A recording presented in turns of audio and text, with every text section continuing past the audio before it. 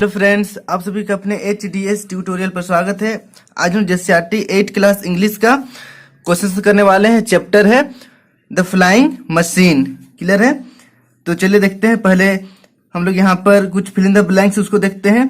ए number देखिए, explore the text, fill in the blanks. यहाँ पर फर्स्ट नंबर है the emperor servant saw a man flying in the blank. तो यहाँ पर हो जाएगा स्काई। ठीक है, इन द स्काई। उसके बाद सेकेंड नंबर देखिए, The flying man lit with a rustle of paper and a creak of bamboo reeds। Clear है? तो यहाँ पर मैं जो पेन से लिखा हूँ वो है फिल इन द ब्लैंक्स। यहाँ पर आपको मतलब इतना सा आपका आंसर हो जाएगा। फिर थर्ड नंबर देखिए, the emperor's machine was a golden of blank and blank. तो आंसर हो जाएगा मेटल एंड ज्वेल्स। क्लियर है? फिर फोर्थ नंबर देखिए, the blank reeled his silver axe. तो यहां पर हो जाएगा एग्जीक्यूशनर। ठीक ना, दलाल, इसका मतलब होता है दलाल। उसके बाद देखिए फिफ्थ नंबर का क्वेश्चन है, the flying machine was built of blank and blank. तो यहां पर आंसर हो जाएगा पेपर एंड बम्बू। क्लियर है? Flying machine paper and bamboo का बना था। फिर देखिए टिक द करेक्ट ऑप्शन। यहां देखते हैं first number, What miracle did the emperor's servant see? Emperor servant जो था मतलब राजा का नौकर कौन सा मिरिकल देखा? ठीक ना, तो यहाँ पर देखिए ऑप्शन है पहला, a man plowing the field। Man कोई आदमी है जो खेत में हल जोत रहा है। उसके बाद देखिए B number, a man flying in the sky, एक आदमी आकाश में उड़ रहा है। और तीसरा है a man constructing a house, एक आदमी घर बना रहा है। तो यहाँ पर आंसर हो जाएगा B number, A man flying in the sky, एक आदमी आकाश में उड़ रहा है। क्लियर है? फिर देखिए second number, What did the emperor do with the inventor of the flying machine? राजा ने फ्लाइंग मशीन जो बनाया था उस आदमी के साथ क्या किया? ठीक ना, तो ऑप्शन देखिए पहला, एग्जीक्यूटेड हिम, उसे धर कर दबोच लिया। ठीक ना, मतलब पकड़ लिया। फिर बी नंबर, रिवार्डेड हिम, उसे रिवार्ड दिया मतलब पुरस्कार दिया। उसके बाद सी नंबर देखिए, डिड नथिंग, कुछ नहीं किया। तो आंसर हो जाएगा ए नंबर, ही एग्जीक्यूटेड हिम, मतलब उसे धर दबोच लिया। ठीक ना, मतलब उसे पकड़ लिया।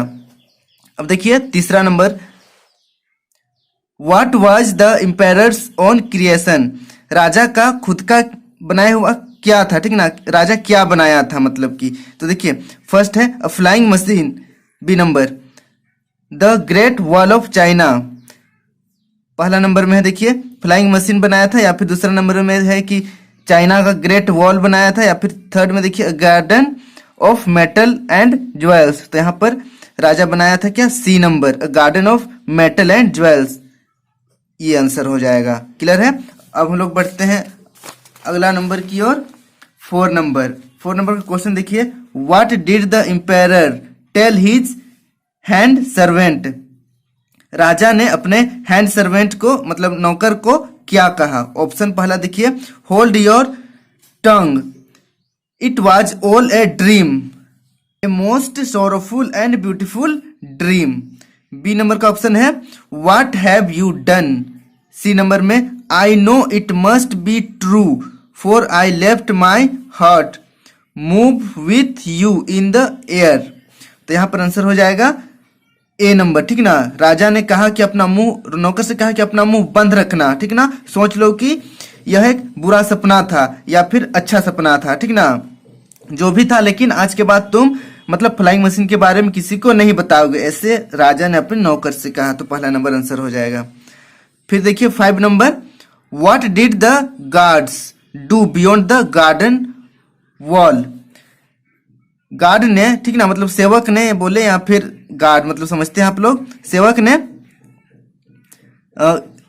गार्डन के दीवार के बियॉन्ड में मतलब पीछे क्या किया? ठीक ना, तो आंसर हो जाएगा देखिए ऑप्शन दिया हुआ है, देखते हैं। फर्स्ट ऑप्शन है, burn the beautiful machine of the paper and reeds. Second, fly the beautiful machine of paper and reeds. C number, preserve the beautiful machine of paper and reeds. तो option इसका answer हो जाएगा पहला number. ठीक ना, पहला number सही है कि ब्यूटीफुल जो मशीन था उसे गार्ड्स ने जला दिया, क्लियर है। और सेकंड ऑप्शन है देखिए यहाँ पर उड़ा दिया, ठीक ना, फ्लाइंग मशीन को उड़ा दिया, ऐसा तो नहीं किया था। फिर तीसरा नंबर है उसे सुरक्षित रखा, ऐसा भी नहीं किया था। फर्स्ट नंबर का ऑप्शन सही होगा, उसे जला दिया था, क्लियर है। अब हम लोग देखते हैं क्वेश्चन आंसर। क्वेश्चन आंसर मैंने कॉपी में लिख रखा है, हम लोग चलते हैं कॉपी में। पहले क्वेश्चन आंसर देखने से पहले आपसे रिक्वेस्ट है कि अगर अभी तक आप मेरे चैनल को सब्सक्राइब नहीं किया तो सब्सक्राइब कर लीजिए और बेल आइकन को प्रेस कर दीजिए, ताकि जब भी मैं नया वीडियो अपलोड करूं आप तक नोटिफिकेशन चली जाए। और वीडियो को अपने दोस्तों के साथ जरूर शेयर करें। तो चलिए देखते हैं क्वेश्चन आंसर। फर्स्ट नंबर है what miracle did the servant see, नौकर ने कौन सा मिरेकल देखा, ठीक ना। The servant saw that a man flying in the sky, नौकर ने देखा कि एक आदमी आकाश में उड़ रहा है, क्लियर है।